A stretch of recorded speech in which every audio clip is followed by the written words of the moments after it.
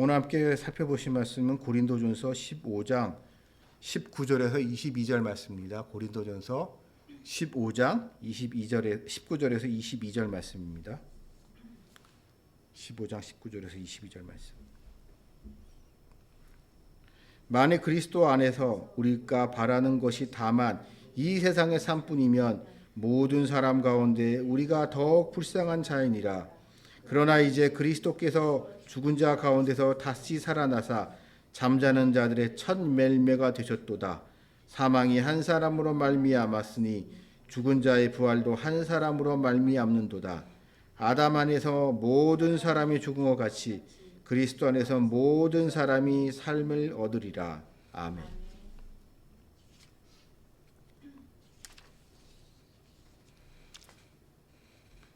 지난 한 주간 부활절이었 고난 주간이었던 지난 한 주간 저에게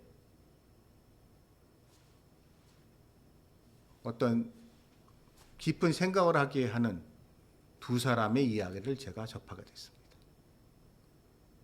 두 사람의 이야기. 첫 번째 분은 여러분도 너무 잘 아시는 분입니다. 여러분도 다 잘 아시는 이국종 박사 이야기를 제가 접했습니다. 자기는 실패한 인생이라고. 더이는 더 이상 늦기 전에 탈조선하라고. 우리나라엔 더 이상 미래의 비전이 없다. 뭐 이런 이야기를 하는 인터뷰 기사를 접했습니다.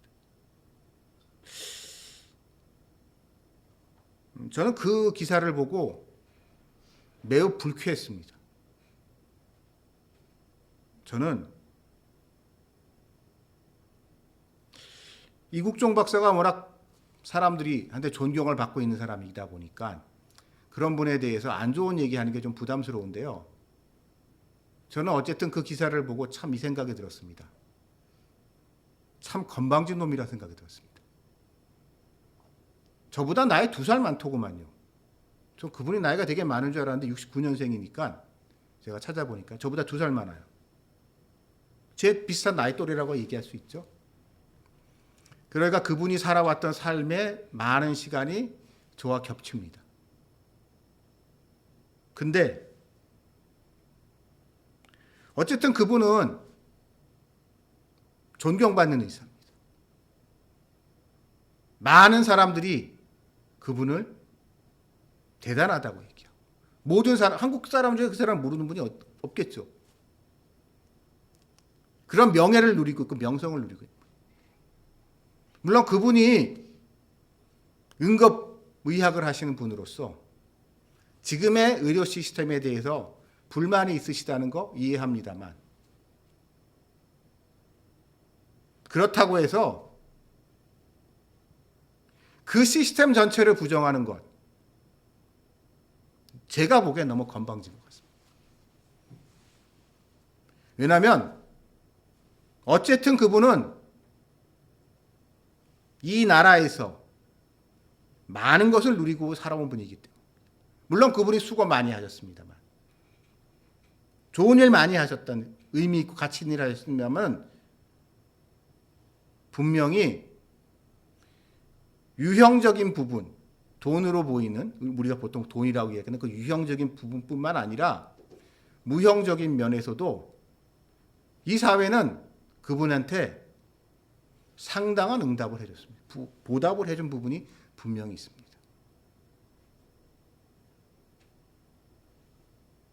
그러므로 그분은 제가 보기엔 너무 교만한 이야기입니다.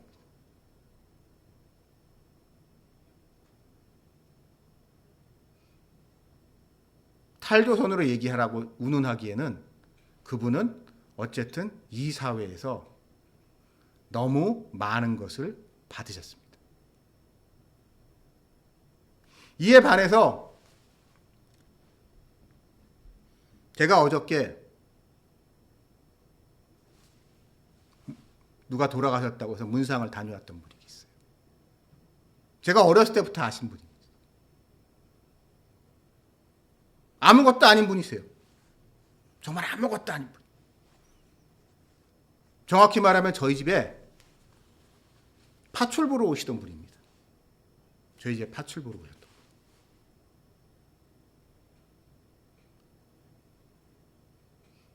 올해 80대 중반이세요. 80대 중반인데 돌아가셨어요. 소문을 듣고 제가 찾아갔어요. 근데 저희 집에서 제 어렸을 때부터 파출부로 오래 지내셨기 때문에 어떤 분인지 제가 너무 잘 압니다. 거짓말 좀 못해서 저랑 그분하고 인연 한 50여 년의 인생이에요. 제 인생에. 어떤 삶을 사셨는지 너무 잘 알죠. 가난한 시골에서 태어나셨습니다. 초등학교밖에 못 나오셨어요. 먹고 살 게 없어서 서울로 오셨습니다. 그러면서 참 고생 많이 하셨습니다. 정말 고생 많이 하셨어요. 정말 고생 많이 하셨는데 그러면서도 참 신앙생활 잘하셨어요. 유명한 교회 권사님이셨습니다. 큰 교회, 우리가 다 아는 어느 대형 교회 권사님이셨어요. 원래 그런 대형 교회 권사는요, 아무나 안 됩니다. 그러니까 아무나 안 껴줘요. 그 수준 있는 자리여가지고.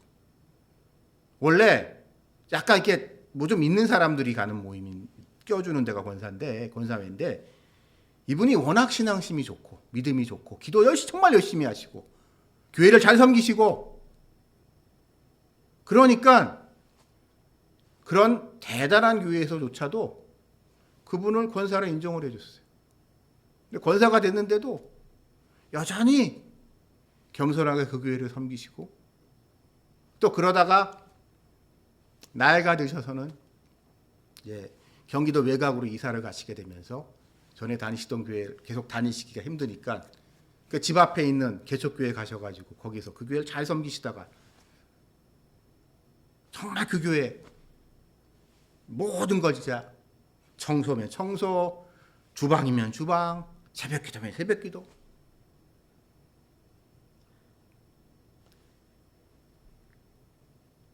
근데 그런 분들이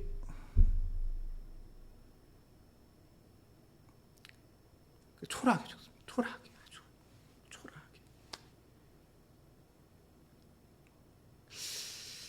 저는 말이에요. 그런 분들이 세상이 원망하는 건 이해해요. 나 그런 분들이. 내가 이렇게 고생했는데 이 사회가 나한테 해준 게 뭐냐. 할 말 없어요. 그분은 정말 대한민국 국민으로 태어나서 빚을 바랄까 뭐 별로 덕본 게 없기 때문에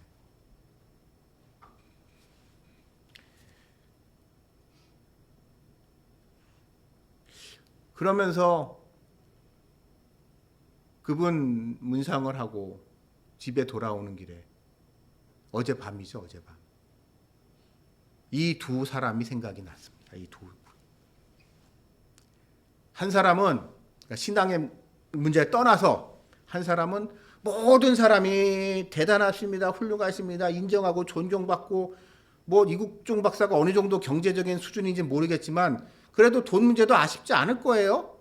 잘은 모르겠지만 뭐 다른 의사들, 돈 잘 버는 의사들 같이 막 어마어마한 돈을 벌지는 못했어도 돈 때문에 아쉽고 뭐 그러지는 않았을 거라고 저는 생각을 합니다.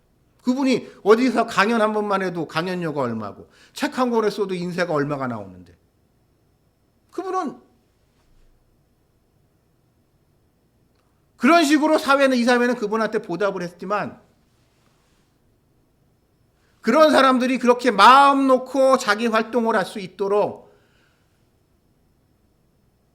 자기 희생하고 헌신하셨던 분들의 그런 쓸쓸한 모습. 제가 이거를 보면서 우리 그리스도인이 된다는 게 과연 무엇인가라는 걸 생각해 봤습니다. 우리 그리스도인이 된다는 거는요. 그리고 우리가 참된 그리스도인이 되기 위해서 이 세상이 우리를 무엇이 어렵게 하는가? 오늘날 풍토 중에.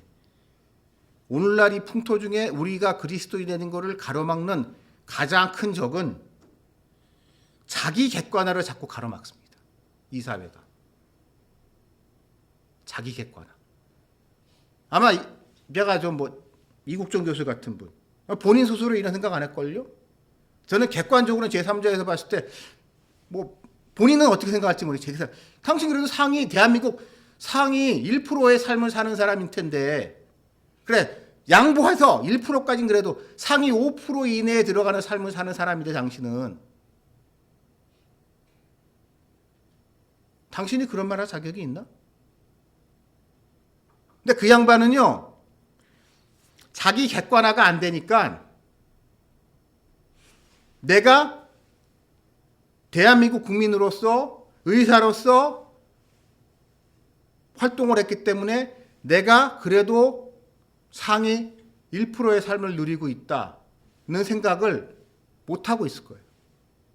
자기 객관화가 안 되기 때문에. 죄송합니다, 제가. 그래서 그분에 대해서 알아봤는데 아주대학교 의대를 나오셨더구만요. 그 순간 제가 좀 묘한 생각이 들었습니다. 제가 비슷한 나이 또래잖아요. 그 당시 아주대학교 의대 입결이 어느 정도였는지 제가 기억을 한단 말이에요. 제가 삼수까지 갔기 때문에, 대학 때문에 하도 속을 썩여서. 아주대 의대가 그렇게 높았나? 아주대 의대 그렇게 별로 들어가기 힘들었던 것 같지 않은데, 내 기억에는.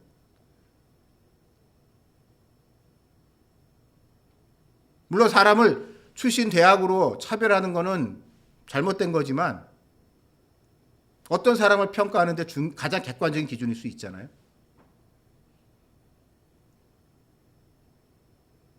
좀 심하게 디스를 하면 아주대 출신이 그 정도 출세했으면 잘 된 거지. 아주대 출신이, 미안합니다, 서울대 출신들하고 맞먹을 수 있어요? 의사사회에서? 못해요. 어딜. 의사사회도 우리가 보기엔 다 의사 선생님이지만은 출신 대학교라든지 그런 거에 따라서 얼마나 이게 심한데, 그 사회가. 이 티어가.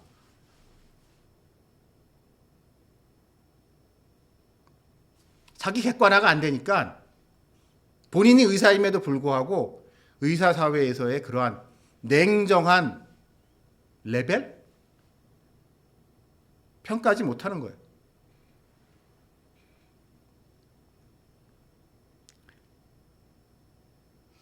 예를 들어서 그에 반해서 제가 어디 갔다 왔던 그 권사님. 그렇게 제가 보기엔 참, 왜 그렇게 사셨나? 참, 이렇게 좀 쨍하고 해뜰 날이 좀 있었으면 좋겠는데, 그분 삶에. 겨우겨우 그렇게 사시는 모습을 보면서 안타까웠는데, 본인은 자기 삶에 불만이 없어요. 왜? 왜 그분은 자기 삶에 불만이 없을까요? 나같이 국민학교밖에 안 나온 무지랭이. 내가 배운 것도 없고 가진 것도 없고 재주도 없고 뭐하고 했는데, 그래도 몸뚱이 하나 있어서 몸도 되게 약하셨어요. 몸도 되게 약하셨는데 어떻게 그 약한 몸을 가지고 이렇게 했는데, 그렇게 했더니 하나님이 이만큼 먹고 살게 해주셨다. 난 이만한 거 누릴 자격이 없는데. 그분이요, 파출부 하셔가지고, 그래서 저희 집에 파출부로 오셨다 했잖아요.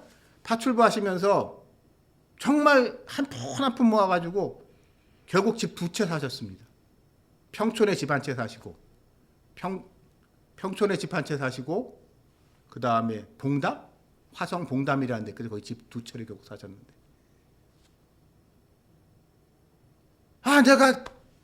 남편 집사님하고 둘이 열심히 사셨어요. 둘이 열심히 교회도 열심히 섬기시고 사회생활 세상 일도 열심히 하시고, 그러니까 내가 열심히 살고 주님 잘 섬기고 교회 잘 섬기고 정말 어디 가서 일을 해도 죽기 하듯 하라고 그렇게 하니까 하나님이 나를 이렇게 좋은 집에 살게 하셨다.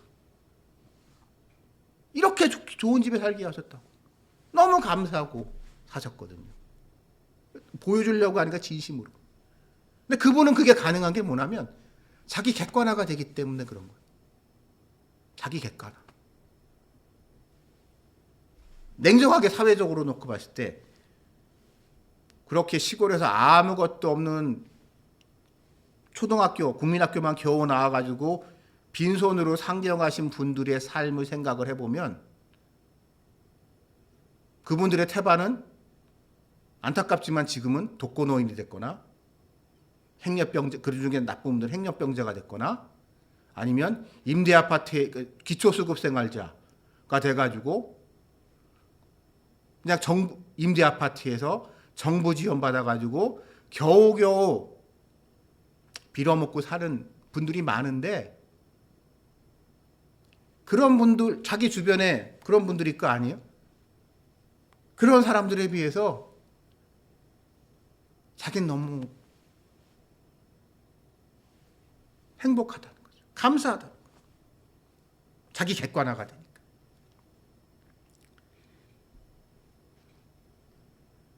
저는 이 두 분에 대한 생각을 하면서 우리 그리스도인이 과연 어떠한 사람들인가라는 생각을 해봤습니다.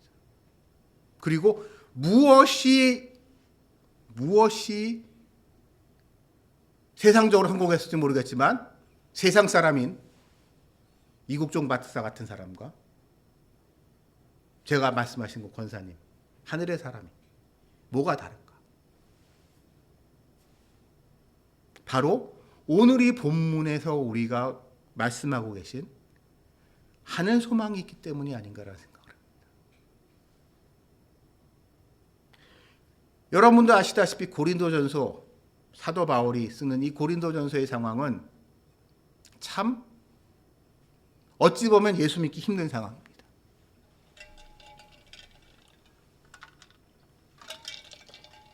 고린도는 큰 항구 도시예요. 물류의 중심입니다. 부유한 지역이. 그러니 사람들은 당연히 물질적인 것에 익숙해져 있을 수밖에 없습니다. 고상한 동네가 아니에요, 이 동네는. 고상한 동네.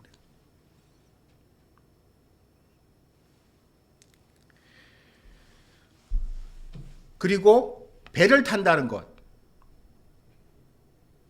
배를 탄다는 건 지금도 그렇지만 옛날에는 배를 타서 항해를 잘 된다. 풍랑을 안 맞는다. 무역이 잘 된다. 부자가 되는 거죠. 근데 배 타러 갔는데 무역선을 왔다 갔다 했는데 풍랑 맞으면서 배가 하면 어떻게 돼요? 망하는 거고 죽는 거죠. 어찌 보면 되게 도박적인 일입니다. 이런 도박적인 일. 물론 노련한 뱃사공들은 날씨라든지 이런 걸 다 아니까 피해서 항로를 잘 운행을 하겠지만 기상이변이라는 건 늘 있기 마련이고 그래서 수많은 난파선들이 늘 있는 거죠. 그러니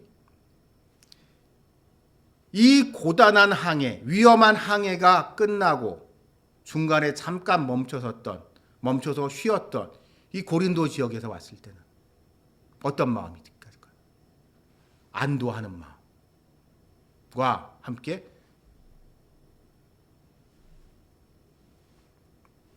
마음과 함께 성공을 누리고 싶은 마음이 생기겠죠. 아마 이러지 않을까 싶어요. 그러면서 사람들은 이런 생각을 하게 됩니다. 예를 들어 저쪽 우리가 성경에 익숙한 지명을 읽을게요. 에베소에서 이게 고린도까지 배를 타고 왔어요. 근데 에베소에서 큰 무역선을 타고 난 왔고, 나와 함께 예를 들어서 한 5척이 같이 출항을 했다고 하십시오. 5척이. 5척의 배가 같이 출항을 했는데 중간에 풍랑을 맞아요. 풍랑을 맞았는데 그때 어찌하다 보니까 4척은 다 난파선이 되고 나 혼자 살아남았어요. 그래서 나는 어쨌든 고린도항에 무사히 정박을 했어요. 도착을 했어요. 그럴 때 사람들은 어떤 마음을 가질까요? 저 같은 사람의 생각은 하나님 감사합니다. 이게 다른 사람들은 다 저런데 저한테 있어서 정말 감사합니다. 라고 할 것 같은데 현실에서 인간들은 그렇지 않아요. 지가 잘나서 그렇게 된 줄 알아요. 지가 잘나서 저 난파선이 돼서 저 고깃밥이 되고 망한 저 사람들은 못났고, 내가 똑똑하고 잘나서 그때 폭풍이 몰아쳤을 때 내가 기가 막히게 그거를 잘 피해서 나는 살았고 쟤네는 죽었어라고 하면서 자기 합리화하고 지 잘난 척하는 게 인간입니다.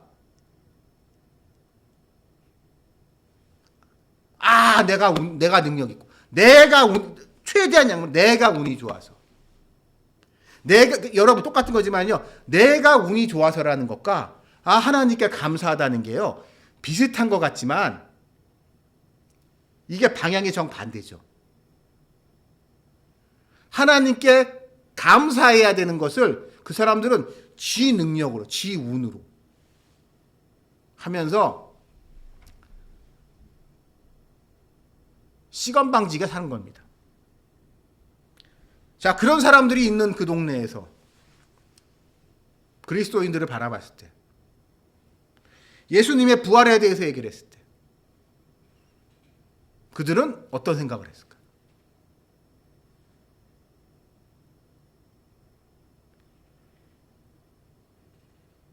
그 사람들은 이 세상 삶에 얽매인 사람. 그 사람들의 관심은 딱 하나예요. 다음번 이 배 타고 출항해야 되는데, 이 배 타고 출항했을 때 다음 목적지, 예를 들어서 로마라고, 우리 제릭수가 로마니까 로마로 가는 이 배길이 무사하고 내 배가 예를 들어서 좀 파손이 좀 됐다고 칩시다. 좀 파손된 배를 튼튼하게 고쳐가지고 이 항해를 무사히 하는 지금의 이 세상의 삶에 다 신경을 쓰지, 죽음 이후, 고깃밥이 된 이후,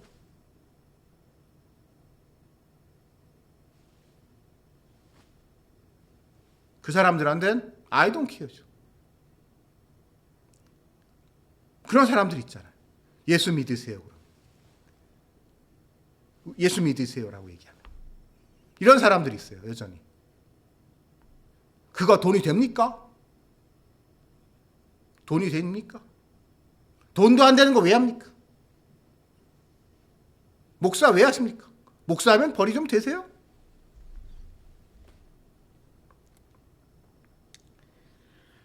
그런 사람들의 관점에서 봤을 때 베드로와 이 초대교회 성도들의 삶은 정말 한심하고 재미없고 못나게 사는지 모르겠는 삶인 거죠.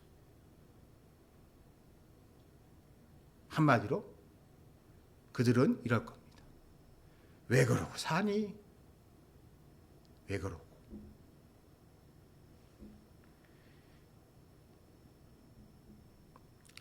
그러나 우리가 우리 자신을 객관적으로 바라본다면 우리는 이 한 가지 사실을 인정할 수밖에 없습니다. 우리는 결국 다 죽는다는 것. 전 죽음이라는 걸 그래서 좋아해요. 모든 인간은 죽음 앞에 평등하잖아요. 잘났건 못났건. 근데 그 잘났다는 인간들은요, 자기가 죽는다는 사실을 그 무엇보다도 객관적인 그 사실을 애써 부인하고 부정하고 모른 척해요. 마치 100년, 1000년, 만년 살 것 같이 살아요. 그리고 그게 아닐지라도 죽음을 마치 내가 컨트롤할 수 있다고 생각해요. 내가 죽고 싶을 때 죽을 거야. 지금은 내가 죽고 싶을 때가 아니니까 안 죽을 거고, 나중에 내가 더 이상 이런 식으로 살기 싫어서 죽을 때가 됐다고 생각했을 때 내가 죽을게. 이런 생각 때문에요, 자살은요, 기독교에서 용납받을 수 없는 죄입니다. 그 자체가 교만한 거거든요. 내가 죽을 걸 내가 결정하겠다는 거죠. 내가 태어난 것을 내가 결정한 것이 아니듯이 내가 죽는 것도 내가 결정할 수 있는 일이 아니에요. 하나님이 결정하시는 거지. 근데 그들은 그러한 너무나 객관적인 사실을 인정하려고 들질 않아요, 인간들이. 그러나 우리가 죽음이라는 너무나 명백한 객관적인 사실을 인정한다면 죽음 그 이후에 대한 고민을 안 할 수가 없죠. 어찌 보면 이 긴 세월 속에서, 시간 속에서 우리의 삶은 아주 짧아요. 우리가 눈 떠서 사는 삶은. 우리 삶의 시간의 대부분은 죽음 이후의 삶인 거예요. 그래서 그 이후의 삶에 대한 우리의 이 실존적인 고민에 대한 답이 부활에 대한 복음 선포인 겁니다. 예수 그리스도께서 부활하셨다. 그렇기 때문에 예수 그리스도와 함께하는 우리들은 예수님과 같이 부활하게 될 것이다. 죽음을 이기신 그리스도께서 내가 이겼으니 너희도 이기게 해주겠다 라고 말씀하셨다는 것을 믿으라고 사도 바울은 말씀하고 계십니다. 왜냐하면 우리 모두 죽는 것이 아담 때문이고, 그렇기 때문에 우리 모두의 부활도 그리스도로 말미암아 새 생명을 얻을 수 있다는 이 놀라운 말씀을 사도 바울이 우리에게 전하고 있는 거죠.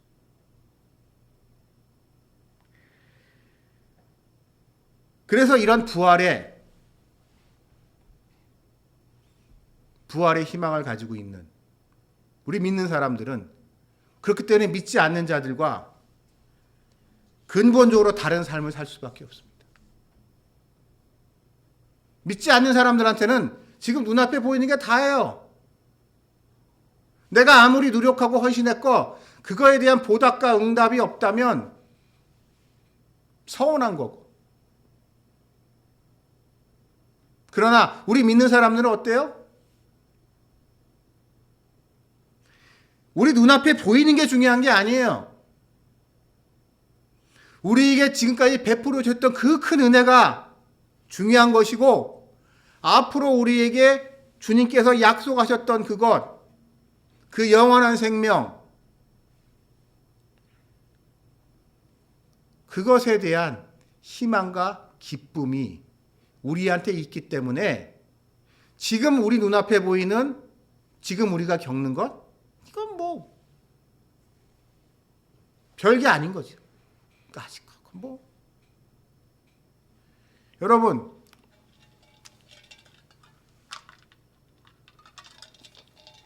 요즘 이게 인간들이 돈에 미쳐가지고 이국종국 목사 같은 사람들, 그러면서 전 의사들하고 이제 말이 안 통하는 게 이런 부분인데요. 도대체 얼마를 해줘야 되는 거예요? 얼마를? 결국 돈 더 달라는 거잖아, 자기네들한테. 자기네들이 의사로서 정말 고생하고 있는데, 맞아요. 그 말은 맞는데. 그러니까 그거에 대한 보상을 달라는 거잖아요. 대우를 해달라는 거잖아요. 도대체 얼마면 되겠냐고요? 얼마면. 한 달에 1억씩 주면 만족할 것 같아요? 좀 우리 냉정해집시다.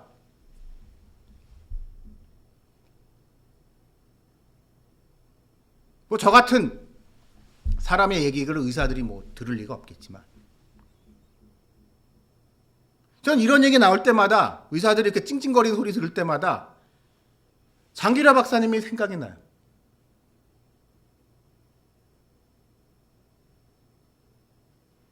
더 가난했고 힘들었던 시절이에요. 냉정하게 의사들 의료보험도 안 되던 시절이에요. 맘만 먹으면 지금보다 훨씬 큰 돈 벌 수 있던 시절입니다. 지금 의사들과는 비교도 안 되는 수입을 올릴 수 있던 그 시절에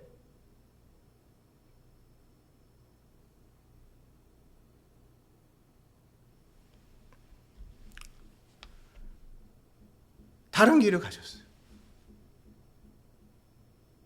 왜 그분은 그럴 수 있었을까? 전 요즘 세태가 어떻다고 얘기하는 말 정말 싫어합니다. 특히 의사들하고 얘기했다면 말이 안 통해요.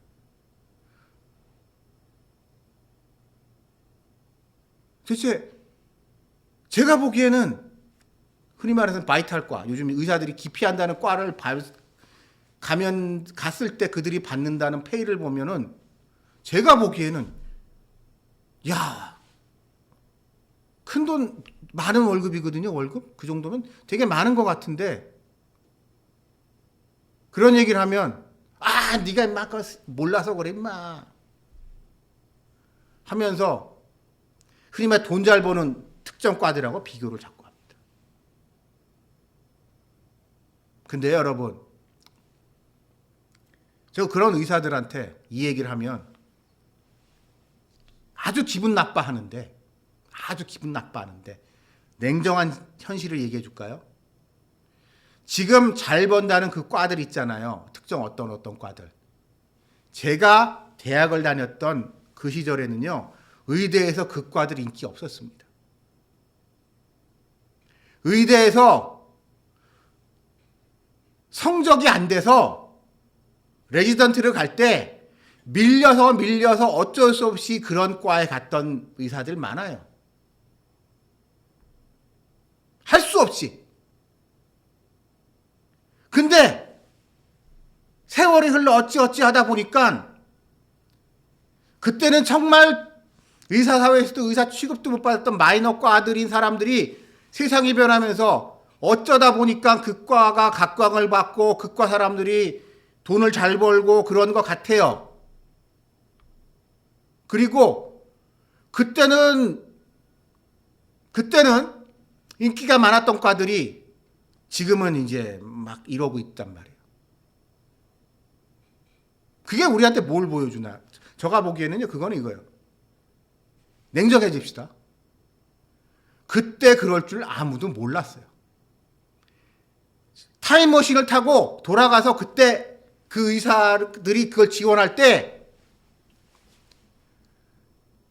앞으로 20년 후, 30년 후에는 지금은 별볼일 없은 저 과가 앞으로는 유망할 테니까 저 과를 가자라고 갔겠냐고요.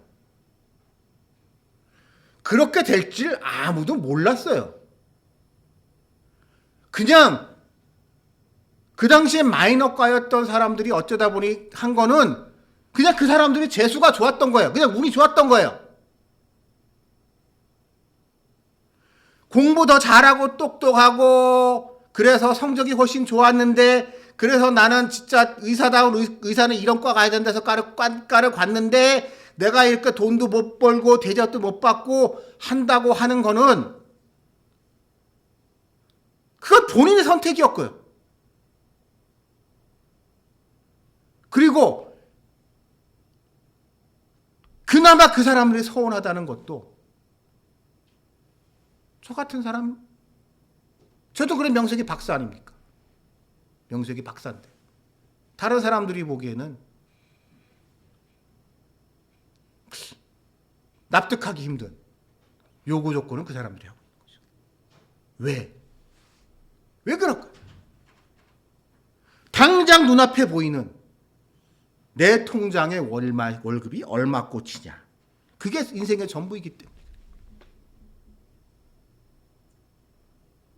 제가 아는 분 중에 의사 선생님이시지만 또한 목사이신 분도 계세요.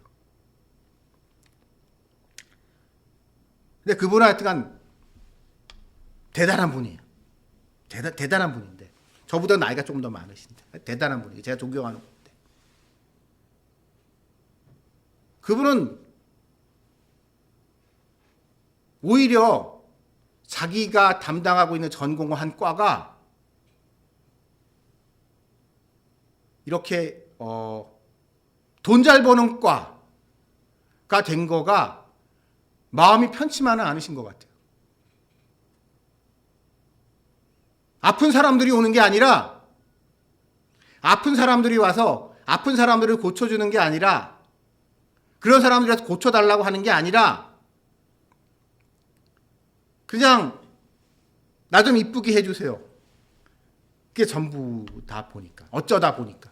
근데 그게 처음부터 의도했던 걸까요? 아니에요. 하다 보니 그렇게 된 거예요. 하다 보니까. 그래서 그런 분들은 감사해야 합니다. 하나님한테 감사하고 자기가 이렇게 하나님의 은혜로 참 이렇게 많은 것을 누리고 있는 거에 감사하면서 많이 베풀려고 애를 쓰세요. 그래서 제가 참 존경합니다.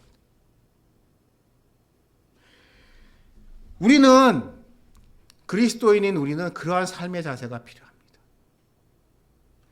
우리가 잘 살 수도 있어요. 부자가 될 수도 있어요.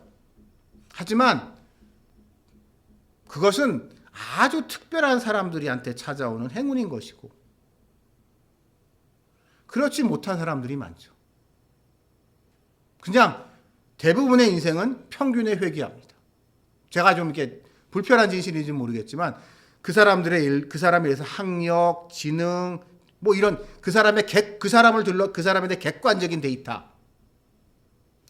교육 수준, 가정 환경, IQ, 출신 학교, 뭐 이런 여러 가지 가지고 객관적으로 그 사람을 바라보게 되면 그 사람이 어느 정도 우리 사회에서 어느 정도 포지션을 가지고 어느 정도 삶을 살겠다라고 하는 조금 과학적이고 합리적인 그 사람의 삶이 나옵니다. 그렇죠? 그 정도 살 수 있으면 감사한 거고. 근데 객관적으로 그거보다 내가 더 잘 산다. 감사해야죠. 감사. 혹 그렇지 못하다. 내가 객관적으로 봤을 때 사회적으로 인정을 못 받는다. 서운할 수도 있지만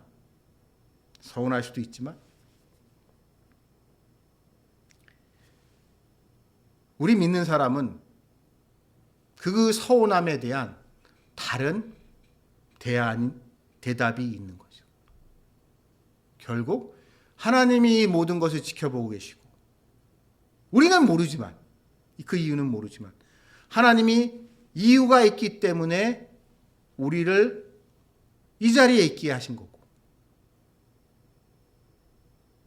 그래서 서운할지라도 이 또한 내가 알 수 없는 어떠한 하나님의 섭리가 있는 것이고 그것을 통하여 하나님은 하나님의 뜻을 이룰 것이다 라는 믿음을 갖는 것 그것이 바로 그리스도인의 참된 믿음입니다.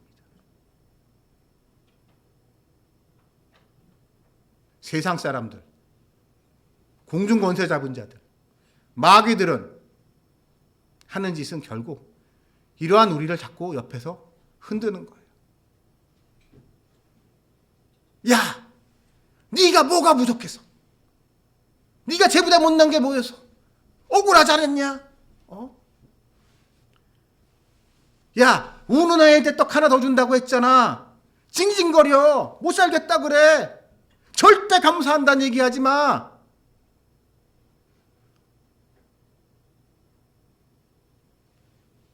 그러므로 여러분, 우리 믿는 사람들은 세상에 그런 소리에 귀 기울이면 안 돼요. 물론 저같이 많은 것을 누리고 있는 사람이 이런 말을 한다는 게 어불성설일 수 있지만 역설적으로 그렇기 때문에 하나님이 저한테 이만한 축복을 주시지 않았나 생각을 합니다. 감사할 줄 알기 때문에, 만족할 줄 알기 때문에, 언제든 감사할 준비가 되어 있고, 뭐 더 주시면 더 좋겠지만 뭐 이 정도면 또 감사합니다라는 그런 자세가 되어 있는 사람들, 하나님 입장에서도 그런 사람을 찾지 않으시겠어요? 하나님이 뭘 딱 줬는데 에게 이거예요.